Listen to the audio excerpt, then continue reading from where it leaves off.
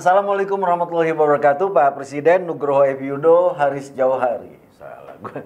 Kenapa Haris Jauhari? 3, 2, 1. Assalamualaikum warahmatullahi wabarakatuh, Pak Presiden Nugroho Efyudo, Didik Supriyanto, Haris Jauhari. Di sana ada Chandra NZ, produser kami, ada Ade, ada Dika dan Dudut. Timnya besar juga kita. Tim besar. Ada di dan ada banyak penonton di studio. Ini masalah pinjol, Pak Presiden. Pinjol judul. Ada data yang mengagetkan dan peristiwa-peristiwa yang juga mengagetkan. Mungkin Nuk ya yang mulai ya. Ya saya baca dulu aja datanya. Yang satpamnya hilang. Enggak, ini data dulu dulu ya. Jadi menurut Pak Budi Gunawan, tahu nggak Budi Gunawan? Ya. Nah, dia Menteri Koordinator Bidang Politik dan Keamanan, Menko Polhukam. Sampai November 2024 itu omset judi online, judol itu 900 triliun. Tahun 2024. Padahal tahun 2023 baru 300 triliun. 300-an triliun. Dalam setahun naik 200%. 3 kali lipat. 3 kali lipat. Ya, terus nah, PPATK kan melakukan mentrace semua transaksi kan. Menemukan 11 juta pemain selama tahun 2024 itu. Pemain judol. Judi online. Penyelenggara atau pemain? Pemain. Yang main judol. Nah, ini 11 juta kalau kita bandingkan dengan jumlah penduduk memang kelihatannya kecil ya. Tapi kan lebih banyak di kayaknya sih 11. Ini yang ditrace sama ini ya, PPATK ya. Jadi 11 juta itu kan kalau jumlah penduduk kita kan 280 ya. Karena pemainnya rata-rata laki-laki bagi dua kan berarti 140. Yang usia 17 tahun ke atas, kalau di ilmu pemilu itu kan pemilih itu 70% dari jumlah penduduk. Nah, kalau yang tua-tua kita potong juga, katakanlah 80% dari 140 itu kalau nggak salah tadi ketemunya nggak sampai 10%. Ketemunya 112. Jadi ya sekitar 11%. Iya. Jadi untuk ukuran jumlah penduduk. Tapi menurut gua itu datanya bisa lebih, faktanya bisa lebih. Karena juga ditemukan bahwa pemain judi online itu sekarang bukan lagi laki-laki dewasa. Ada hampir yang ditemukan ya, hampir 300.000 anak-anak berusia 11 sampai 19 tahun itu udah ikut main di judi online. Dan menurut gua gila. Ini yang peserta terbanyak dari judi online yang masif. Jadi gua curiga dengan angka 11 itu. Menurut gua jauh lebih banyak. Itu rata-rata orang rakyat miskin. Iya. Rakyat miskin tuh, Ji. Apalagi dengan adanya BLT atau kerja padat karya. Begitu dapat uang, ya, begitu dapat uang dia akan belanja kebutuhannya. Beras lah, sembako. Kalau butuh pakaian dia beli pakaian lah. Habis itu apakah kalau masih ada uang sisa, dia akan menabung? Nggak akan tabung. Dia beli semua lalu beli mimpi. Beli mimpi apa? Judi. Itu dari waktu ke waktu, dari generasi ke generasi itu selalu yang namanya judi. Itu yang pemain terbesarnya itu rakyat kecil. Padahal kalah terus tuh ya. Kalah terus. Mimpi terus. Mimpi terus. Dari zamannya SD SB. Toto dulu. Toto Koni. Apalah semuanya peserta terbesar itu justru rakyat kecil. Sehingga omset judol ini luar biasa. Makanya sampai 900 triliun. 900 triliun. Itu kalau belikan kerupuk jadi apa? Jadi perkiraan lu angka 11 juta itu atau 11%? 11 juta. Itu masih 11 juta itu baru 10% dari laki-laki dewasa gitu. Jadi itu jumlah segitu itu hampir sama dengan jumlah penduduk DKI Jakarta. Udah, penduduk Jakarta 10 juta. Jadi lu nggak bisa anggap enteng, nggak bisa katakan ini kecil, besar sekali. Ya gede, omsetnya aja sampai 900. Omsetnya lain kan. Di satu sisi omset itu kan soal uang, soal ekonomi. Ini kan soal manusia nih. Soal manusia yang lu bilang terus dipupuk untuk terus bermimpi. Ya kan? Ini generasi yang akan datang juga yang lu bilang anak-anak dan segala macam. Justru karena dari omsetnya yang 900 triliun, kalau kita bagi 10 juta, itu angkanya jauh lebih besar banget. Jadi nggak mungkin itu, pasti Ya. jauh lebih besar. Betul, ya. Nah, ini kan judul ini makin ekstensif gitu. Itu juga disupport sama pinjol. itu. Saudara kandung ini. Sudah kandung gitu. Sudah adik kakak itu, Adik kakak pinjol gitu. sama judul itu Nah, adik kakak. saya punya cerita menarik gitu. Jadi di kampung saya, di kompleks saya itu ada kan kita punya di satu RW itu kan punya 12 satpam. Tentu ada Komplek orang kaya gitu. Bukan. Gede satu RW, bukan satu ini, satu RW. Satu RW itu ada 12 RT. Ya memang gede gitu. Ya, Jangan dipikir wah komplek orang kaya. Enggak ada yang bantu tadi. Nah, tiba-tiba kepalanya ini, kepala satpamnya hilang gitu kan. Lenyap gitu bersama keluarganya. Ya keluarganya kan sewa bedeng kecil gitu di luar komplek gitu ya. Hilang gitu. Nah, kita nggak tahu kenapa gitu. Oh, ternyata setelah tanya sana tanya sini anak buahnya dia, ternyata dia sering dikejar-kejar oleh petugas debt collector karena terjerat pinjol gitu kan. Loh, memang untuk apa kan pertanyaan? Memang utang untuk apa kayak? Apa gajinya kurang? Kalau gajinya kurang kan yang 15 yang anak buahnya juga komplain dong. Itu ternyata nggak komplain kan. Gitu. Nggak selain memang menjaga satpam, memang sehari-hari mereka juga ojek. Lu RW atau RT di situ? Sempat RT 6 periode tapi dulu gitu. 3 periode 6 tahun. Terus dihafal betul gitu. Udah kayak Pak Harto. 3 periode 30 tahun dong ya. Itu maksimal. Gara-gara Ahok kasih batasan itu makanya nggak jadi lagi. tapi di RT saya digilir gitu seperti itu. Nah, kan nggak ada yang lain tiba-tiba ngilang gitu. Setelah ditanya sana sini, ternyata pertanyaannya uang dari pinjol itu digunakan untuk apa? Ketemulah bahwa dia juga penggemar judol gitu. Jadi dia terjerat utang pinjol itu karena judol gitu. Ya. Nah, akhirnya hilanglah dia. Iya, dia kan sebelumnya terjerat judol kan.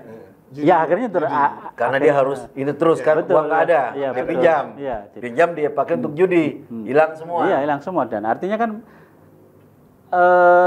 pinjol ini kan memfasilitasi buat rakyat kecil ya karena mudah pinjam ini memfasilitasi untuk kepentingan judol tadi gitu. Cuma bedanya pinjol ini masih banyak orang termasuk sebenarnya kan pinjol ini berkembangnya justru digas sama Pak Presiden sebelumnya oleh Jokowi. Jokowi itu melihat pinjol ini sebagai terobosan pembiayaan untuk orang-orang yang memang sedang butuh untuk pengembangan bisnis ya, butuh, UMKM lah. Tapi tidak bankable. Ya. Untuk UMKM lah gitu. Ya. Makanya prosedurnya kan juga mudah. Lu tinggal klik download aplikasi, foto KTP, pinjol, ya, KTP lo atau KTP orang lain. KTP, habis itu nanti uangnya ditransfer. Kita berpikir kan, waduh terlalu mudah sehingga jangan-jangan banyak orang lalu terjerat dan banyak orang yang tingkat NPL-nya tinggi, apa namanya? Kemampuan antar berdata. Ternyata NPL-nya nggak tinggi, 4% nih. Yang dari pinjol yang resmi ya, itu cuma 4%. Yang macet. Yang macet ya. Artinya jadi, mereka memang memiliki kemampuan ya, kemampuan untuk mengembalikan. Lepas dari caranya si perusahaan mau kirim apa namanya debt collector, tapi yang penting adalah uangnya balik. Uangnya dapat atau value-nya dapat. Kadang-kadang juga harus nyita gitu loh. Jadi pinjol ini masih dinilai positif karena tingkat pengembaliannya tinggi. Itu kan kayak sementara jumlah yang dipinjam juga luar biasa. Iya. kayak bank-bank Ada pasar angkanya. dulu kan, ya Dalam BPL. bulan Maret kemarin itu 80 triliun Ji.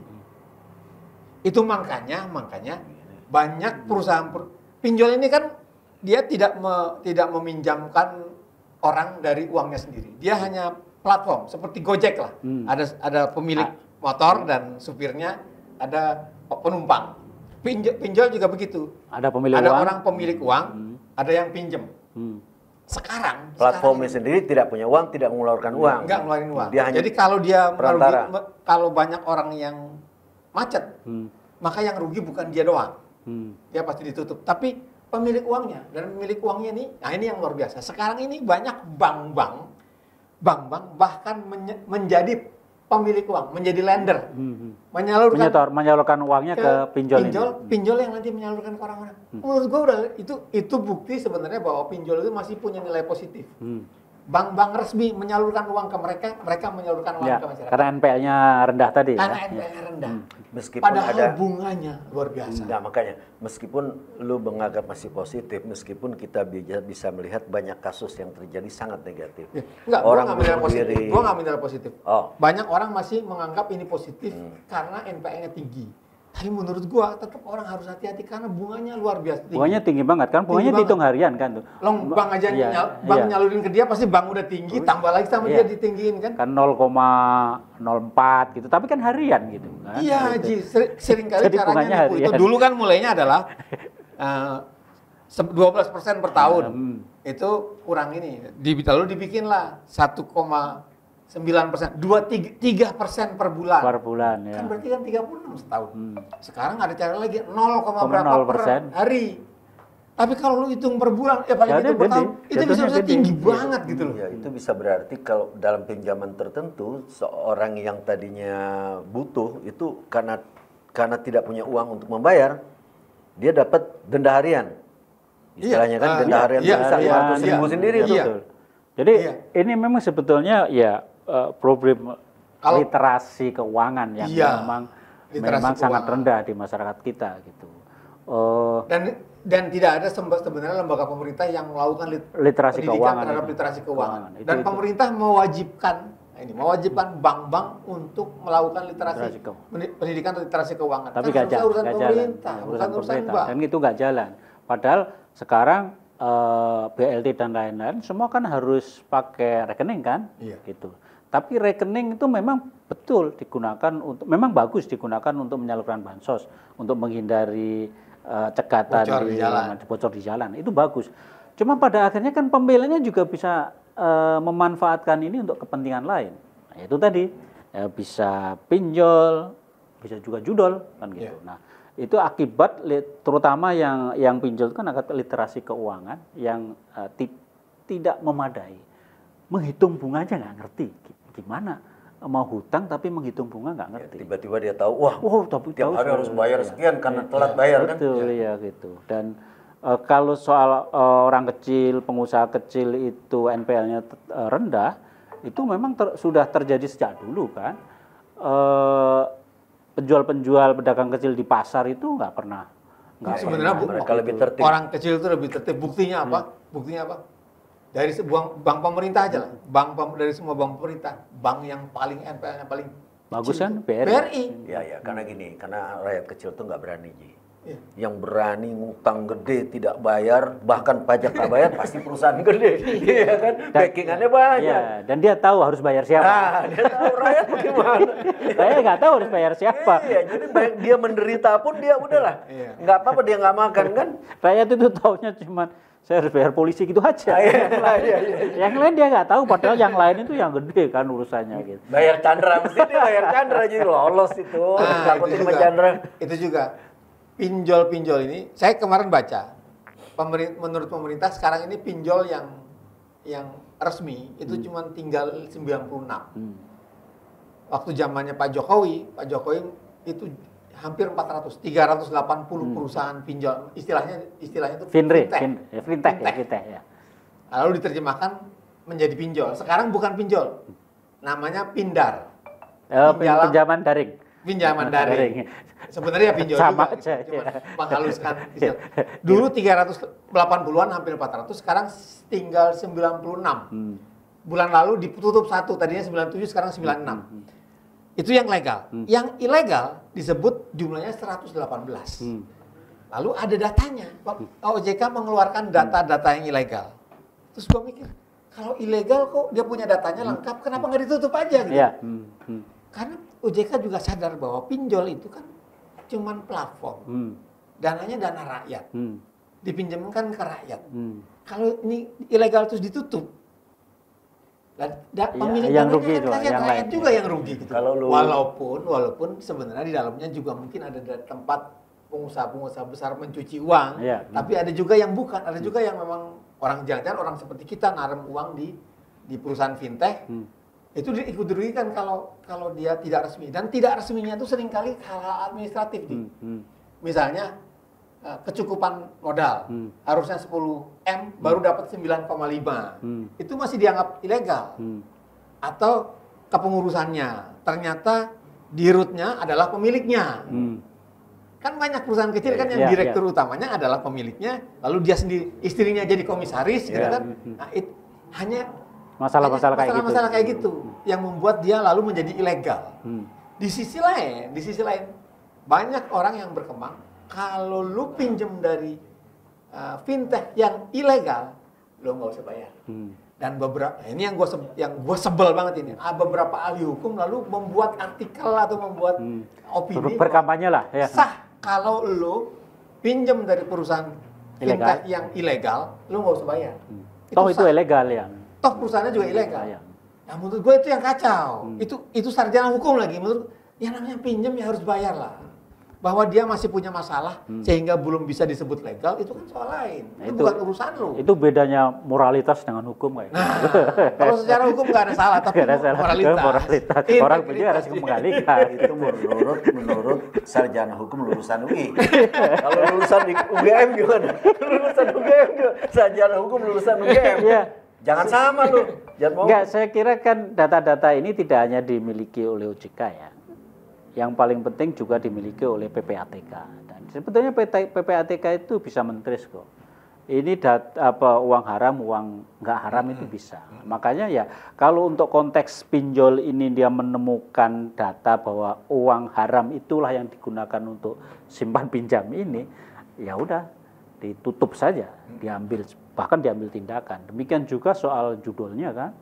Judulnya kan sebetulnya semua itu terlihat kok. Uang itu mengalir kemana, siapa yang punya itu terlihat, cuma tindakan aja. Chan, memang kelihatan Chan bedanya Chan. Kalau itu kan bisa segala sesuatu bisa dimaklumi akhirnya. Kalau UGM itu dia lebih merayat, mikirin kepentingan rakyat.